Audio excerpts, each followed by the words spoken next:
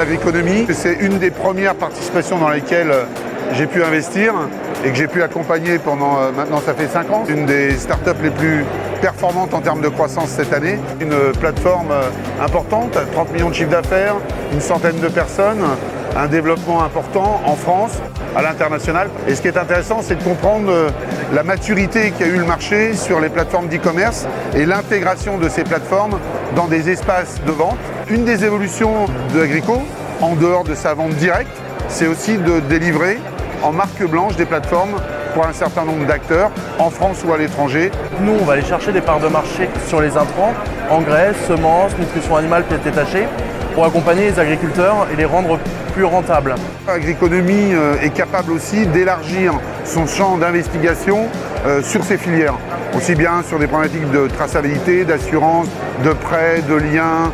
Au sein d'Agriconomie, nous, c'est d'apporter de la rentabilité, de déployer de la rentabilité pour l'agriculteur. Donc on n'est pas contre faire des partenariats et faire la promotion de nouveaux services au sein de la communauté Agriconomie. Agriconomie fait partie des plus gros médias aujourd'hui, 350 000 visiteurs uniques tous les mois.